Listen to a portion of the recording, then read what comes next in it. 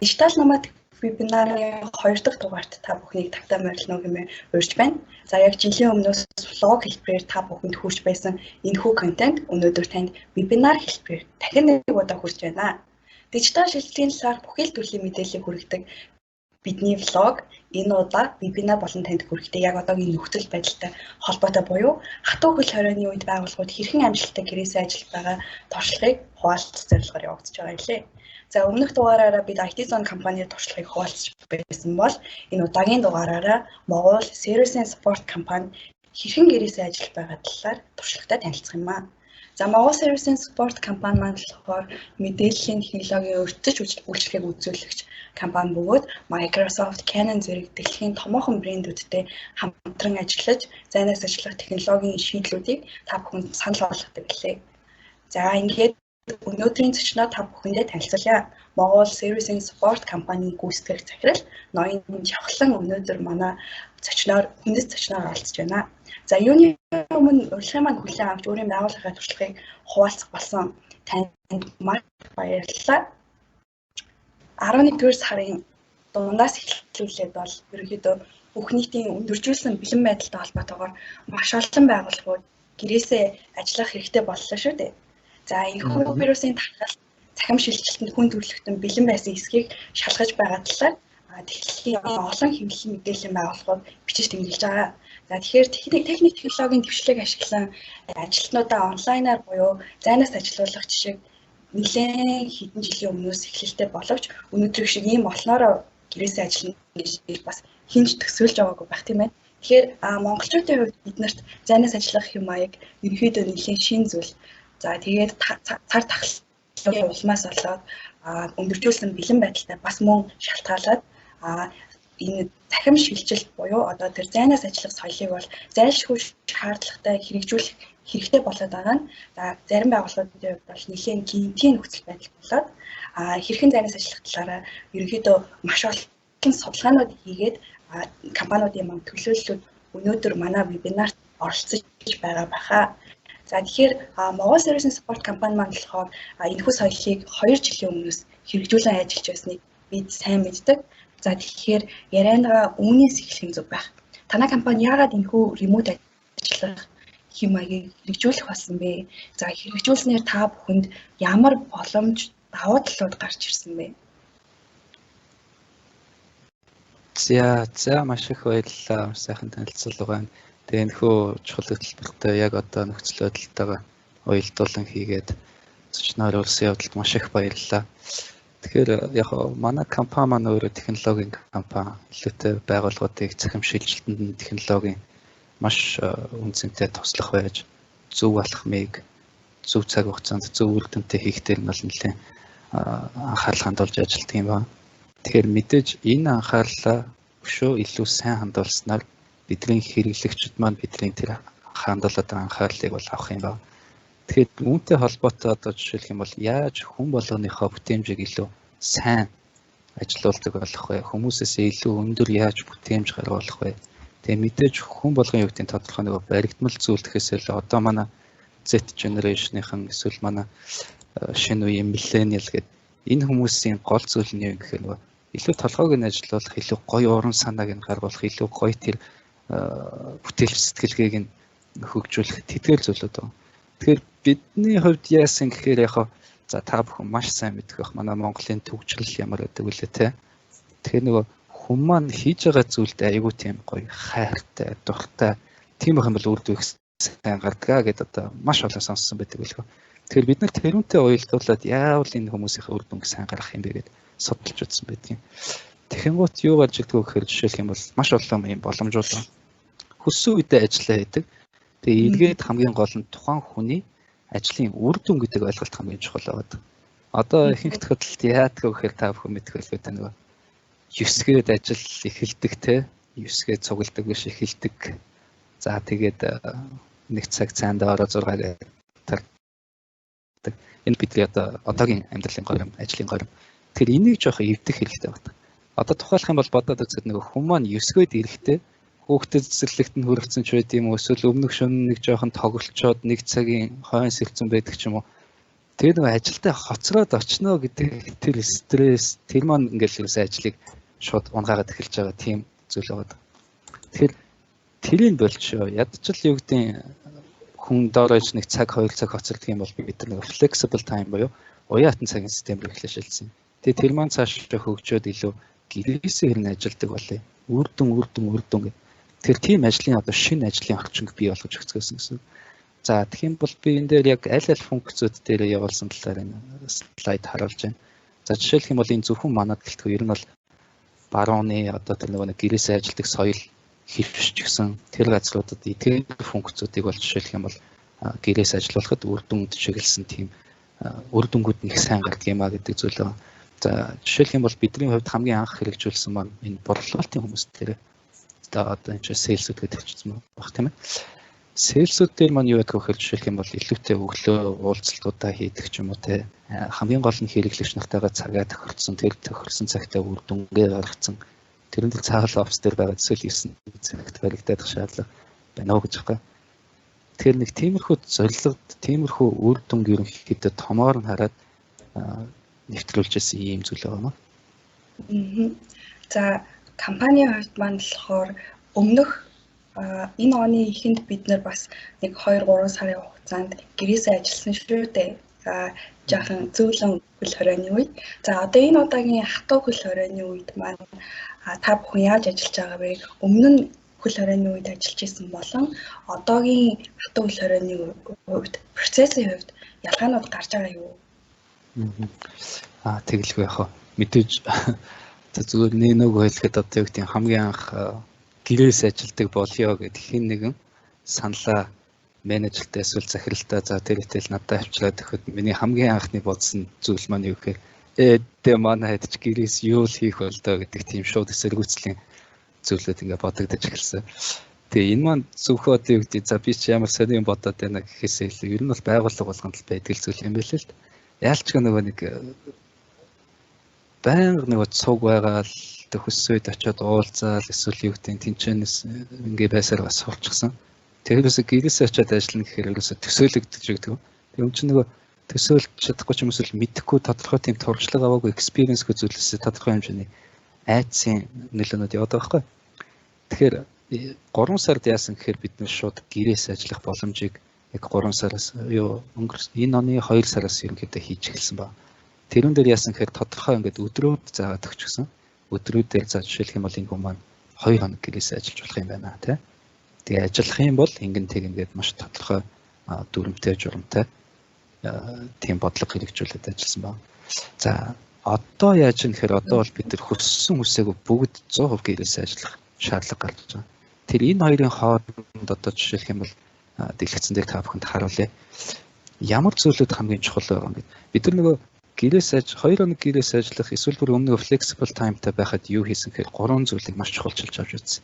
Номер 1 нь тэр хүмүүс маань техник технологи явд за жишээлх юм бол лаптоптай байх хэрэгтэй байна. Тэ?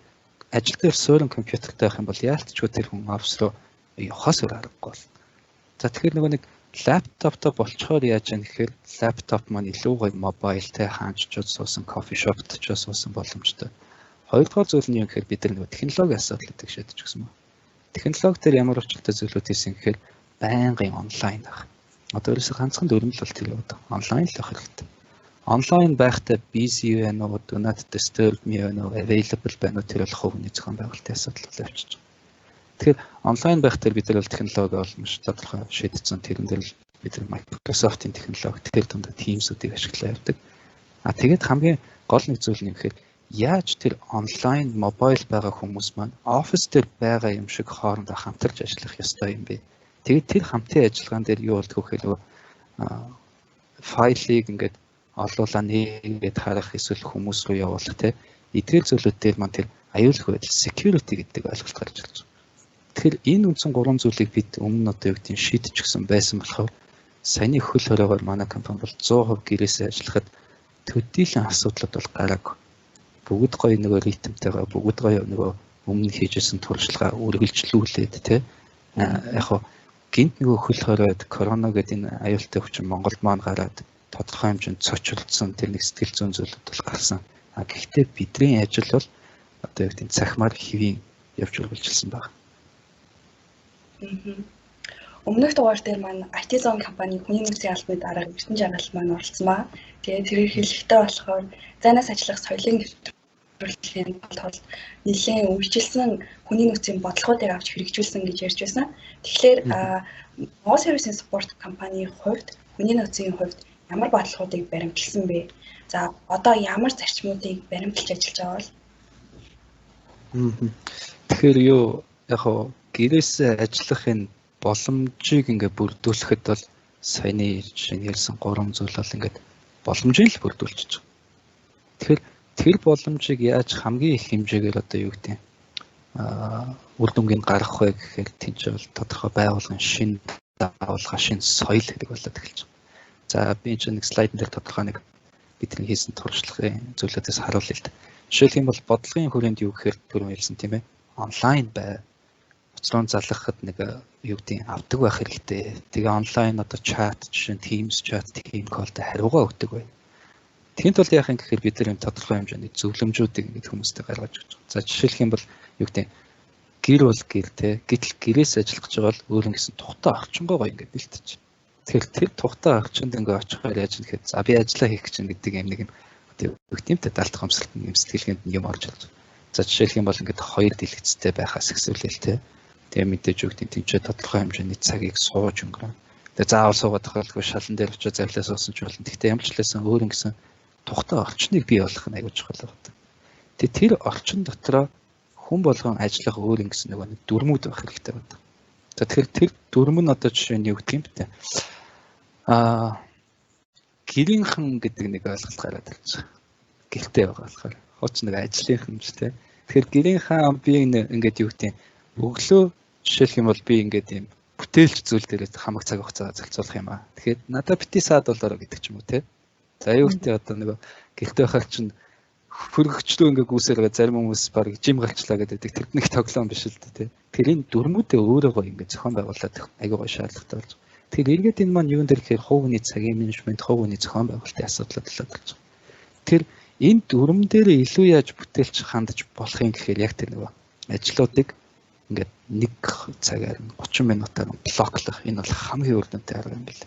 За жишээлх юм бол блоклох тэр ямар ч жишээ ажиллах вэ гэхээр тухайн өдөрт одоо юу гэдэг юм бэ те.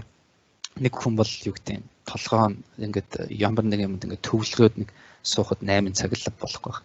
Тэгэхээр юу гэдэг юм би тэр хамгийн төвлөрч чаддаг хэсэг дээр жишээлх юм бол энэ 2 цагийг яг ингээд тавьчих. Тэгээд хамгийн гол нь юу гэхээр өөрөө ингэж тавьчаад энийг өрөөлд харуулах хэрэгтэй. Энэ маань хоёр ач холбогдолтой. Нэг нь хин тантай харьцах гэж байгаа бол таны энэ цаг энэ хуваарийг хараад за манай энэ хүн маань ийм зүйл дээр ажиллаж байгаа юм байна буюу завгүй завтайг нь шууд мэдэх боломжтой. Эсвэргээр энийг соёл болгоод хүн болгон хэрэгжүүлдэг болчоор та хэн нэгэнтэй хамтарч ажиллах ямар нэгэн зүйл хийх гэж байгаа бол тэр хүнийхээ боломжтой боломжгүй гэдгийг мэдэх боломжтой болчих. Тэгэхээр соёлын хувьд илүүтэй нэг бодлогын хувьд яаж юм гэхээр тухайн хүн маань өдөрт үр дүн гаргацсан уу гэдэг тэр бодлого дээр бүтээлч сэтгэлгээгээр тэрнийг хэрэгжүүлэх тэр хүн болгон дээр илүү иймэрхүү цагийн менежмент болон энэ технологи яаж илүү тултал нь ашиглаад тултал нь үр дүн гаргах вэ гэдэг дээр шинэ соёлыг хийж өгч байгаа. Тэгэхээр ингээд хүн болго яг онлайн болоод ингээд цаашаа ажиллаад сайнаас ажиллаж эхлээд ингээд явж байгаа юм л та. Тэгэхээр энэ чинь яалтчгүй нэг тийм хэд хэд асуудлууд гарч ирж байгаа. За жишээлх юм бол ингээд нөгөө байнга л офс дээр очиод одоо юу гэдэг тодорхой хэмжээнд нөгөө залуучууд ч гоё уур амьсгалтай те байгаад байдаг шүү дээ. Тэгэхээр тэдгээр асуудлуудыг ингээд гоё шийдэх бас боломжууд байгаа. За жишээлх юм бол бидний дотроо нэвтрүүлж байгаа нэгэн соёл гэх юм бол ямар нэгэн хурал болох юм бол камера өгдөг байяа гэдэг. Ихэнх хүмүүс одоо юу гэдэг юм бэ? Ер нь бол баруунд ч тэр гэрээс ажиллаж байгаа бол энийг бүр зарим нь дүрэн болгоцсон те айгүй хатуу дүрэн болгоцсон. Бид нар илүү нэг юм гоё соёл болох хэрэгтэй юм байна гэж үзсэн. Яг тэгэхээр тэр камерыг нээх үйлдэл хийн гэдэг маань өөрөө тухайн хүн тухайн хуралдаа бэлтгэлтэй байхыг хэлж байгаа. Мэдээж тэрийг нээхгүй байх одоо гэдэг мянган шалтгаанууд боломжгүй байдлууд бол бий. Тэгэхээр тэрийг ойлгох хэмжээний тийм гоё соёлыг хэлээд. Бий болох илүү чухал гэсэн үг тий. За тэгэхээр Дараагийн асуулт нь бид нар нөгөө нэг үзэгчдийн бүртгэл хийхдээ оролцогчдоос ямар сэдвийн талаар сонирхож байгааг нь тийм асуусан бага хэмжээний асуулгыг авсан баа. За тэгэхээр дийлэнх нь болохоор танай байгууллагыг ямар технологийн шийдэл ашиглаж байгааг сонирхож байсан. За мэдээлж Монгол сервисийн спорт компани маань болохоор маш олон бизнес автоматжуулалтын бүтээгдэхүүнүүдийг зах зээлд гаргасан байдаг шүү дээ. За тэгэхээр та бүхэн маань өдөр тутамдаа яг ямар систем шийдлүүдийг ашиглан гэрээсээ ажиллаж байгаа вэ? Яг өглөөнөөс орой хүртлийн өдрийн зураглалаа гаргавал ямар системүүдээр дамжиж явж байгаа вэ гэдгийг сонирхъя. Окей. Тэгэхээр үүнтэй холбоотой би нэг слайд шейл гэсэн. За тэгэхээр ихэнх хүмүүс сайн мэдэх нөө мэдэхгүй байна. Жишээлх юм бол энэ юунууд байж байгаа. Онлайн ажлын бүтээмжийг дэмждэг юм төлөвлөд байж байгаа.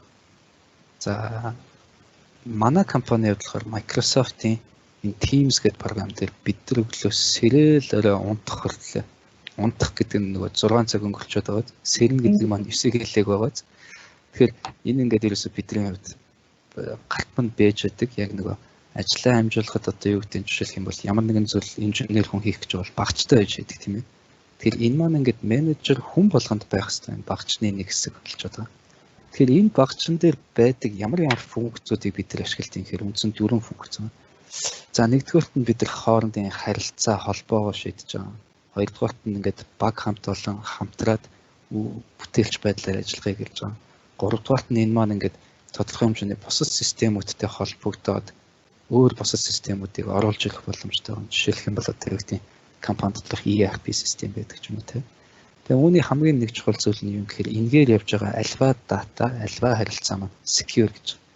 Тэгэхээр харилцаа холбоон дээр ерөөсөө энэ 3 icon-ыг одоо бид нэр хаан чараа таньдаг болсон. Тэгэхээр харж байгаа чат тийм ээ. 2-3 хүмүүс нийлээ чаталж болж байна. Эсвэл 2 хүн чаталж болж байна. Энэ бол хамгийн чухал нэг хэрэгсэл байгаа. За хоёрдугаар зүйл нь гэхээр түрүүний нэг юу яасан. Өдрийнхөө цагийг нөгөө блоклох асуудал байсан.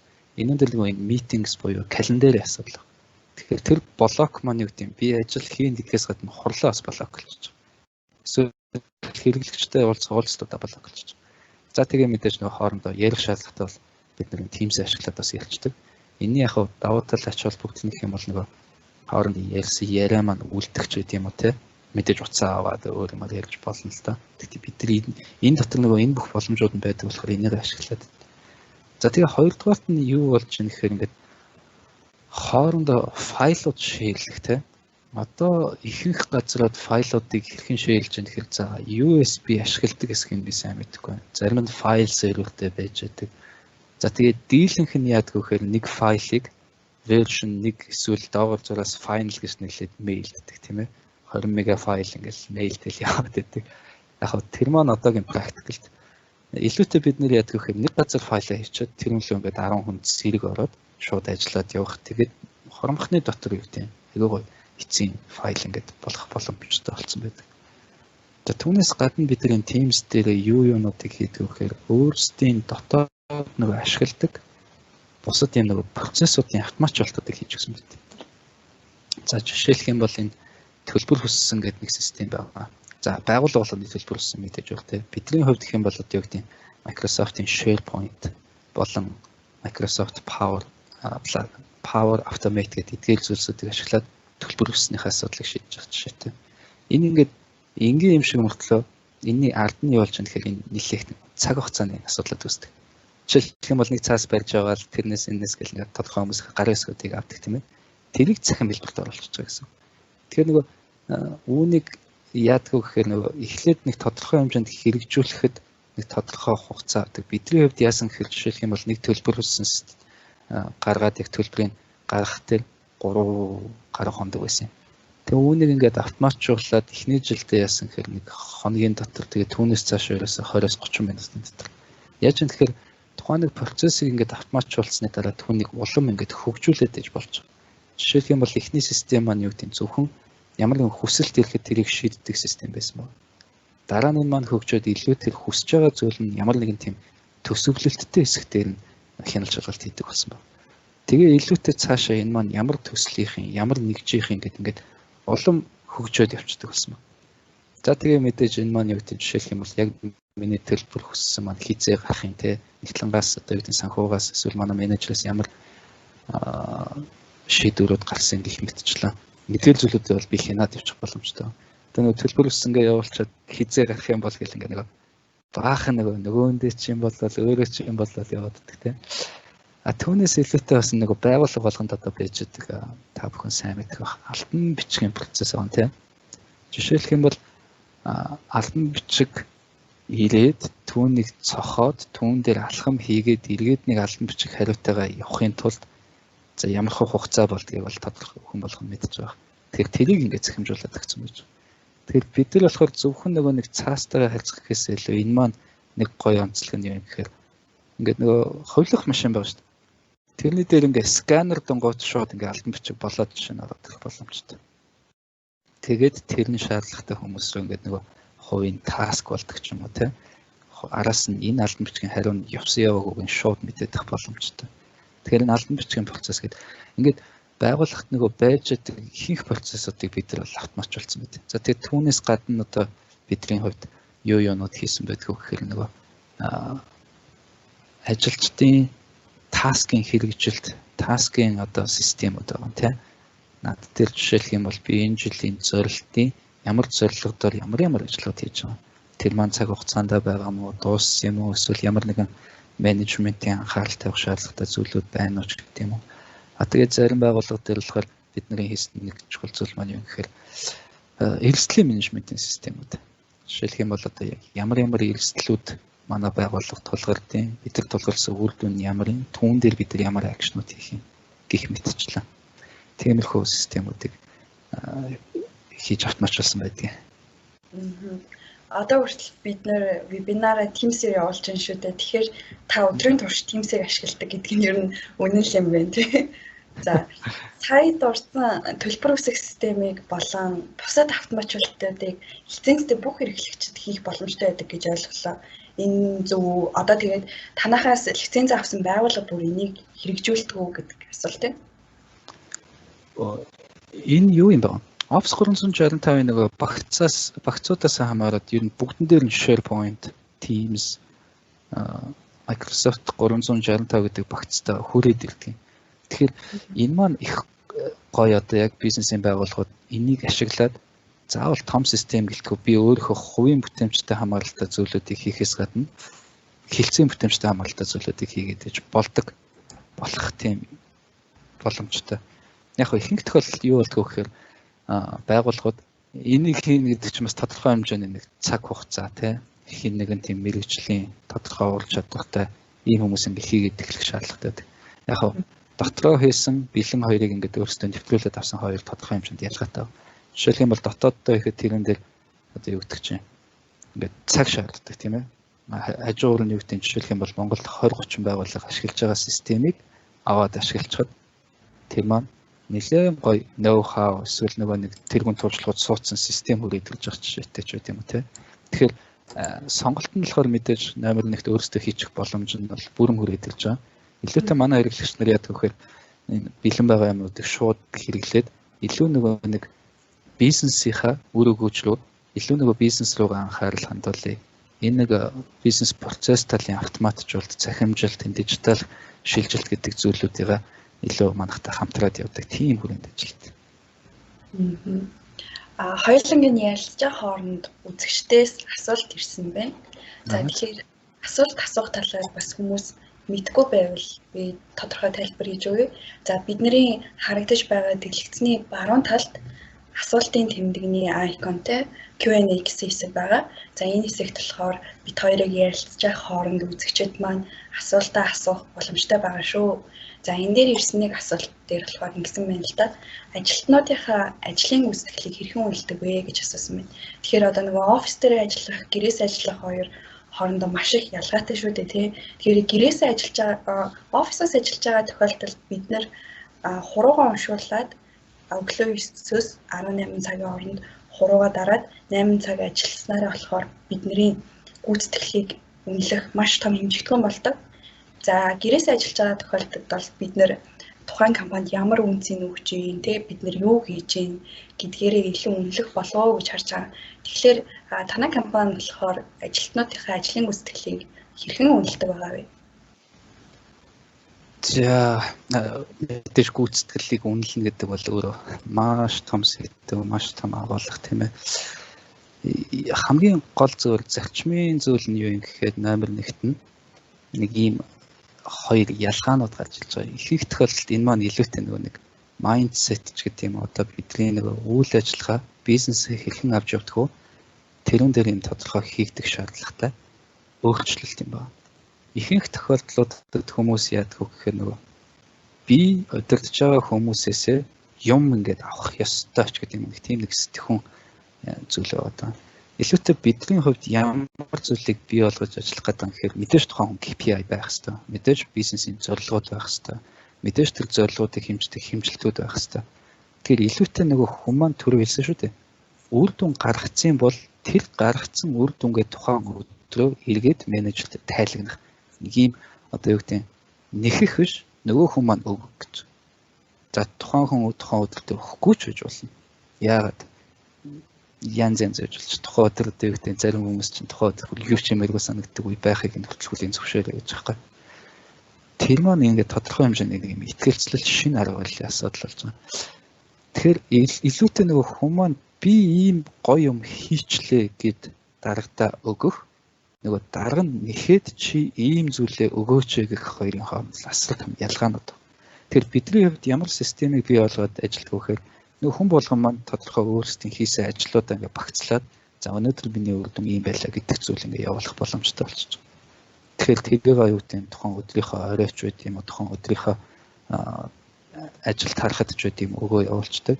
Тэгээ илүүтэй бид нар юу яадаг вэ гэхээр за би энэ чинь нэг дэлгэцээ хоромхоо хугацаанд шийдлээ та яагаад тэгэхээр манай дотоод зүйл маань байгаа юм. Ингээд бүх явж байгаа зүйлүүдээ илүүтэй юу ингээд дашборд хэлбэрээр ремотоор ажиллаж байгаа өдөр тутмын ажлын тайлан маркаар ингээд харддаг ч юм уу те. Жишээлх юм бол ингээд хилцүүд маань хичнээн ажлуудыг хийсэн. Нийтдээ ямар үр дүн гарсан тийм ээ. Үүн дээр маань яг нэгждэрээ юу зүйлүүдийг хийсэн гэх мэтчлэн түрүү нөгөө хүмүүс маань өөрсдөө ингээд ажиллаа ингээд хийчлээ гэдэг өгч байгаа. Тэднийг нийлүүлээд ингээд хардаг байх нь аюул чухал. Энэ яг зарчмын асуудал юмнуудыг шийдэгүүгээр ямар нэгэн Excel ч юм уу ямар нэгэн зүйлүүдийг бий болгочод тэргээрээ явна гэх юм бол жоохон төвөгтэй юм л.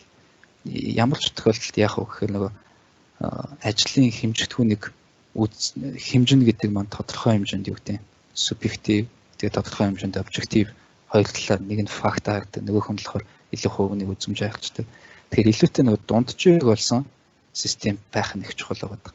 Тэгэхээр илүүтэй нөгөө хүмүүс маань үр дүнгээ гаргасан тэрийг яаж тайлах нь бол манай компани бизнесийнхаа зорилго манай үйл ажиллагаанд илүү чухал юм бэ гэдгээс үндэслээд явах юм бол хамгийн үр дүнтэй байхаар харагдсан. За тэгэхээр сүүлийн асуултаа би танд нээлттэй орхихын зөв байх гэж бодож байна. За энэ хөл хорооны нөхцөл байдал маань ер нь бол хэр удаан үргэлжлэх нь тодорхойгүй байгаа. За тэгэхээр байгууллага зохион нэгжүүд маань гэрээсээ ажиллах соёлын талаар нэлээд их судалж байгаа. Судалсан үднээсээ ч гэсэн энэ хүү вебинарт маань оролцож байгаа болов уу гэж бодож байна. За тэгэхээр та бүхэн энэ соёлтой холбоотой өөрсдийн туршлагатаа үндэслэн тэдгээр байгууллагуудад хандаж зөвлөх анхааруулах зүйлс юу байгаа бол мэдээж одоо гэрээсээ ажиллахад эдгээр зүйлс маш чухал гэж нэг 4-5 зүйлсийг бас онцолж ярил юу байх вэ? За яг одоо үедээ жишээлх юм бол энэ хөл хоройтой хатуу дэглэмж гэдэг юм уу мэдээж энэ цар тахлыг барихын тулд цаашаа ингээд монголчууд маань бүгдээр өвдөжгүй байхын тулд энэ бол хэрэгжүүлж байгаа арга хэмжээ энэ маань үр дүнгээ өгөөд маш бага хүмүүсийн мөнх өвчнөр өвдөд маш бага эрсдлийн тал гараасаа гэж бол чин сэтгэлээсээ хүсэж байна. Гэхдээ ингэж байх хугацаанд юу гэхээр одоо хүн болгонд гарч байгаа асуудлууд байгаа л гоо. Энэ үйл ажиллагаа бизнесээ хэрхэн хэвийн авч явах вэ те. Тэгэхээр түрүүн энэ дээр хэлсэн шүү дээ. Технологи бол хамгийн чухал. За түүнээс гадна одоо яг ямар технологийн сонголтууд хийсэн байна гэдгээс хамаарат явах. Жишээлх юм бол юу гэдэг нь суурин компьютер тэр суурин компьютер байгаа шалтгаан маань илүү тэр тэнцээ байгаа дата хөдөлж болдгоо ч гэдэг юм уу те. Иймэрхүү зүйлүүд байгаад байна. Одоо тэгээд саяны корона маань Монголд ингээд гарч ирээд хөл хорой маань ингээд дэгдэгдээд энэ бол биднийг бас нэлээд одоо юу гэдэг шалгалаа л да. Тэгэхээр илүүтэй баруунд жишээлх юм бол нөгөө 2 сараас хойш юу болов гэхээр угаасаа л ийм болцсон байсан. 3 сард даа ялангуяа хүн болгон гэрээсээ л ажилладаг болцсон байсан. Одоо яаж юм гэхээр шинэ ритм рүү орсон, шинэ режим тогтчихсон тийм бол явж байгаа. Тэгэхээр бидний хувьд одоо юу гэдгийг битээ монголчуудын маань хувьд одоо бидний үүссэн байгаа нөхцөл байдал энэ бол энэ чигээр нэлээд одоо үргэлжлэх болов л гэж бодож байна. Үргэлжлээд хэвийн болсон ч гэсэн бид нэр өмнөгшгөл байхгүй. Жишээлх юм бол бид нэр өөрийнхөө эрүүл мэндийг бодсон ч өрөөлийн эрүүл мэндийг бодсон ч гэсэн хүнтэй тодорхой хэмжээний юу гэдэг 1-2 метрийн зай барьдаг байх гэдэг. Ямар ч тохиолдолд тийм ээ. Гадуур ингээд олон нийт цугласан газар очдог байхгүй байх гэдэг. Яг тэр тэнцээ байгаа эрсдлийг бид нар мэдэхгүй байдаг. Тэгэхээр энэ өөрчлөлт маань ингээд буцаад хэвэн болохгүй юм шиг байна. Яг энэ чигээр л үргэлжлээд явах юм шиг. Тэр үүнтэй яг адилхан одоо жишээлх юм бол ингээ цагийн уян хатан систем эсвэл гэрээсээ ажиллах боломж гэл энэ маань юу гэдэг баруунд ч тэр зүүнд ч тэр байсан л. Гэхдээ энэ маань илүүтэй байгууллагууд нөгөө хүнээ татах зорилгоор ингээ хүндээ өгдөг байсан бенефит байхгүй. Одоо энэ бид зайлшгүй хийгддэг болсон одоо шинэ нормал, new normal гэж нэрлэдэг. Угаасаа л ийм байх хэрэгтэй болсон байна. Тэр цаашдаа бид нар угаасаа ийм байх хэрэгтэй болов. Тэгэхээр одоо ихэнх компаниуд, ихэнх хүмүүс бас юу байлаа. Тодорхой хэмжээнд заа жоохон хаалцнэ те. 12 сарын 1-ний хүлээ. Дахиад сонгогдчихлаа. 11-ний хүлээ. Тэг хүлээгээд дуусаад битлээ эргээд нөгөө тийм байдалтай байхгүй. Тэрний оронд илүүтэй одоо ямар боломжууд байна. Тэ? Жишээлх юм бол саний Microsoft аппликейшнуудыг ашиглаад гэрээсээ шууд ажиллах боломжийн одоо жишээ нь үйлчлэгээ манай компаниас жишээ байгаад. Тэгэхээр илүүтэй бид нар одоо юу хийх хэрэгтэй нэхэр саяны ярьсан тэр зарчмын асуудал, саяны ярьсан тэр үр дүнгийн асуудал, эдгээр зүйлүүдийн номер 1-т нь шинээр тодорхойлох юм нэг шаардлагатай байна. Заавал томоор шээ нэг жижигэртэй. Тэгэхээр илүү яаж хоорондоо хамтын ажиллагаагаа сайжруулж үр дүн гаргах юм. Энийг нэг томоор нь харах хэрэгтэй байна. Хоёрдугаарт нь юу юм гэхээр нөгөө офс дээр байхаар юу болдгоо гэхээр ихэвчлэн тийм ч хоорондоо хүмүүс олцож нэг шийдвэрүүд гаргаад байгаа тийм ээ. Бизнесийн ч байна уу, стратегийн ч байна уу, үйл ажиллагааны ч байна уу. Тэгэхээр тэр шийдвэр гаргах, тэр шийдвэр гаргалтын зүйлүүд бол одоо маш хурдан болох хэрэгтэй байна. Үүн дээр бол датан дээр үндэслэлсэн шийдвэр бол хамгийн зөв зүйтэй байна. Ихэнх тохиолдолд шийдвэр гаргахад хүмүүс маань нөгөө өөрийнхөө туршлага эсвэл субъектив байдлаар тухайн шийдвэрүүдийг гаргадаг бол одоо илүү биднэрт байгаа дата юу илэрхийлээд байна гэдэг дээр үндэслэж шийдвэр гаргадаг ийм шаардлага байна. Тэгээд хамгийн сүүлд нь юу вэ гэхээр одоо бид нэр одоо юу гэдэг цахим шилжилт эсвэл гэрээс ажиллах эсвэл клауд технологиг сонгох уу сонгохгүй юу, цахим болох уу болохгүй юу гэдэг нөгөө ийм нэг тийм авчуулах гоё юм шиг зүйлүүд маань бид нар одоо заавал байх ёстой зүйлүүд болчиход байгаа. Цахим шилжилт бол бидрээс ерөөсөө холдохгүй. Одоо бүр улам цахим байна уугүй гэдгийг маань шалгаад байгаа. Тэгэхээр цахим байна гэдэг маань ерөөсөө хоёр зүйлийг яриад байгаа шүү дээ. Нэгдүгээр үйл ажиллагааны тэр оновчтой байдал цахим хэлбэрээр яаж яваад. Тэгэхээр бид тэр процессуудаа дахиад нэг харах хэрэгтэй болдог. Нөгөө талаар илүүтэй яаж бизнесийн модель үүн дээр тулгуурлаж өөрчлөх юм тийм. Сая бол ингээд нэлээх компаниудыг харахад бизнес модель дээр тодорхой хэмжээний өөрчлөлтүүдийг авчилж ил. Тэгэхээр та тэр хийгээгүй юм шүү дээ. Одоо хийхгүй бол жоохон оройтох маягтай байна.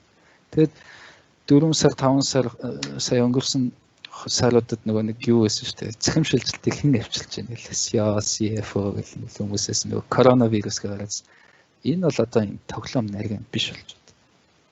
Яалтчгүй бид нар тодорхой хэмжээнд энэ технологи дээр суурилсан шийдвэр гаргаад эргээд тэр технологи нь бидний бизнест өгөөж юмнуудаа харахгүй л хэтэрхий оройтох гэдэг. Тэгээд бидний жижиг донд бидний үйл ажиллагаа, бизнесийнхний үйл ажиллагаа явуулж байгаа чинь эдийн засаг мандлаа тогтвортой байх гэдэг. Тэр хэвийн явуулах арга замууд байгаад. Эдгээр зүйлүүд дээр маш ач холбогдол өгж харж анхаарах зүйтэй болов. Тэгэхээр үүнээс цаашаа бол бид нар яг энэ хэвээрээ л байх бах. Магадгүй хаяа нэг офс дээр очдог болох, 7 хоногт 2-3 офс дээр очдог болох. Гэтэ стил үр дүнд суурилсан, бүтээмжтэй суурилсан гэрээсээ ажилтдаг энэ зүйл маань бидний нэг хэлбэр нэг хэсэг л болоод явах болоо. Мгм.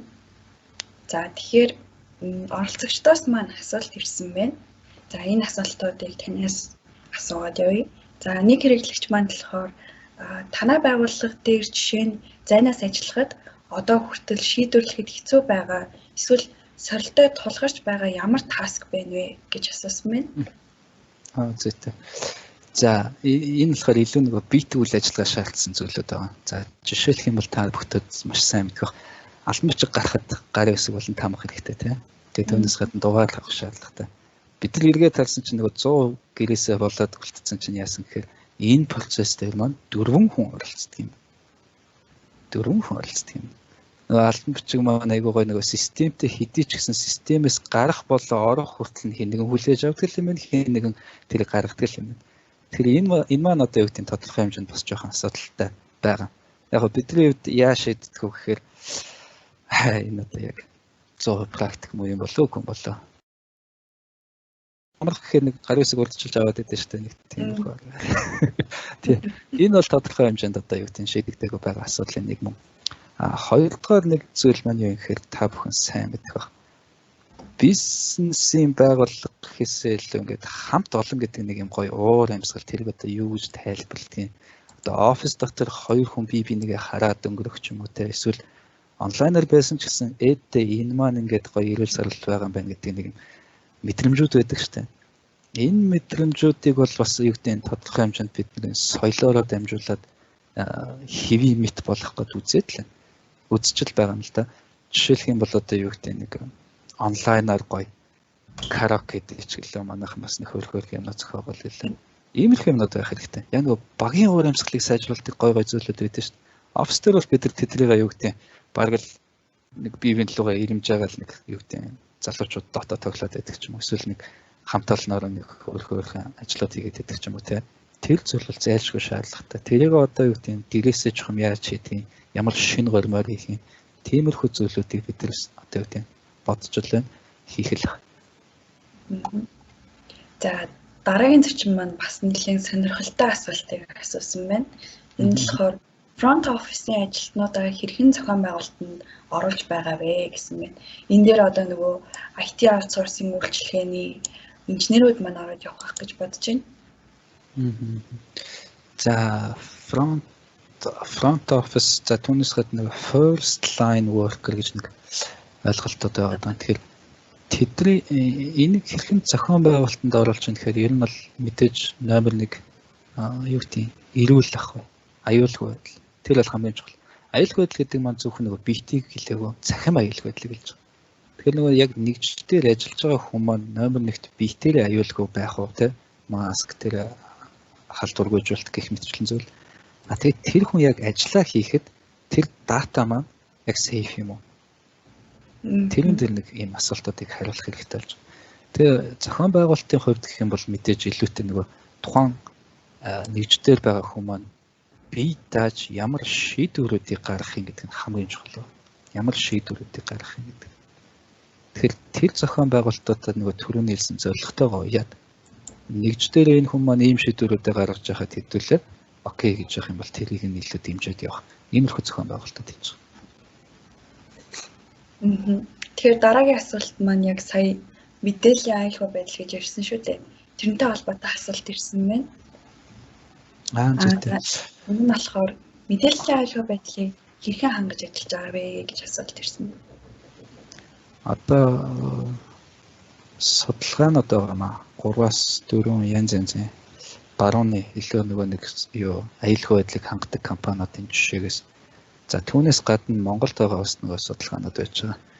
За тэгэхээр окей, thank you. Намаа өхөр хэлчихлээ. За ийм хоёр зүйл байгаа юм. Корона болсноос хойш илүү нөгөө юу цахим халдлагууд бол ерөөсөө нэмэгдсэн байж байгаа. Тэр маань яаж олж илтгэх вэ нөгөө мэйл рүү одоо сүүлд бас оруулагдсан байлээ тэр банкнаас гэл иймэрхүү зүйл бол тасахгүй. Энэ яаж иж байгаа л ямар нэгэн фильтр дамжаал гараад ирэх хэрэгтэй байна. Тэгэхээр номер 1-т нь хүний өөрийн тэр цахим мэдлэг, түүнд хандах хандлага, түүнд хариу үзүүлэх үйлдэл энүүн дээр тодорхой хэмжээний бэлтгэлтэй байх хэрэгтэй. Тэгэхээр нөгөө хүндээ бас л эргээд та аюулгүй байхын тулд одоо маска ингээд зүг гэж сургалт орж болоод байгаа юм бол Иймэрхүү зүйлүүдээс та бас ангид байхгүй болохгүй шүү. Тэрэн дээр нөгөө гол нь мэйл төрөөс линктэр жишээ нь тавьчих юм бол нөгөө хамаг мэдээллийг авахаас гадна нууц үгийг авчдаг тийм ээ. Хоёрдугаарт юу яаж юм гэхээр энэ Microsoft-ийн шийдлүүд маань өөрсдийн тодорхой хэмжээний тэр нөгөө спам фильтрүүдтэй үйлдэлдэг тийм ээ. Тэгэхээр ямар ч хэлсэн тэр ирж байгаа мэйл, явж байгаа зүйлүүд дээр аюулгүй гэдэг дээр тодорхой хэмжээний юм байх хэрэгтэй байна. Гэхдээ ямар ч тохиолдолд аюулгүй байдал 100 байна гэж байхгүй. Тэр үлдэж байгаа жоохон хувь нь ихэнхдээ технологиор бид нар 90-95% шээ. Үлдэж байгаа 5-10% нь юу гэхээр хувь хүнээс хамааралтай. Тэр хувь хүн тэрэн дээр мэдлэгээс ажиллах тийм шаардлагатай гэсэн үг. Түүнээс гадна ингээд та бүхэн сайн мэдэх зөвхөн мэйл ш. Дотоод сүлжээн дотор ашиглагддаг маш олон програмууд, дотоод сүлжээн дотор бидний манай компани маш олон мэдээлэлүүд байдаг тийм. Түүнийг хамгаалах шийдлгээд за үүн дээр маань одоо юу гэдэг манай Fortinet гэдэг гайхалтай шийдлүүд байж байна. Cisco-гийн манай гайхалтай шийдлүүд байж байна. Энэ хэрэгцээнээс хамаарат ямар шийдлүүдийг ашиглах вэ гэдэг тэр шаардлагууд байна. Жишээлх юм бол манай компани сайн нэг шинэ шийдэл оруулж ирж байгаа. Энэ маань арай зах зээл дээр нэвтрэх байгаа. Яаж cloud-ыг backup хийх. Тэгээ яаж cloud-аар disaster recovery хийх гэдэг. Тэр энэ маань нөгөө байгууллагуудын ялгаатай хэрэгцээнүүдийг хамаарат гардаг олон шийдлүүд байж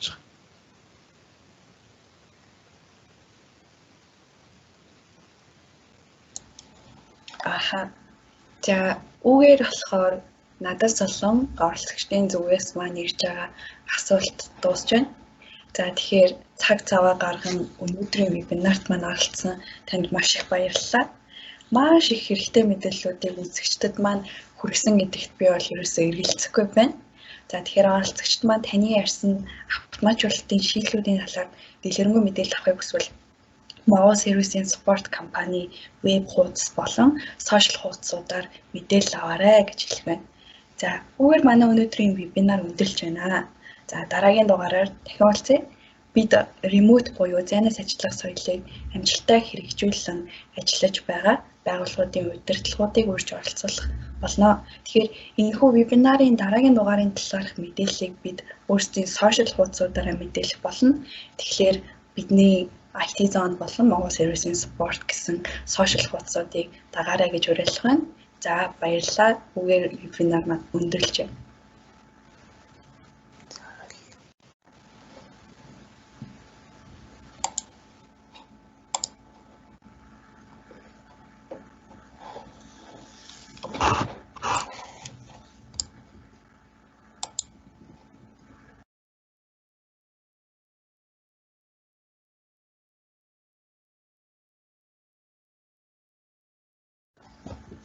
За энд хийгдчихлээ тий.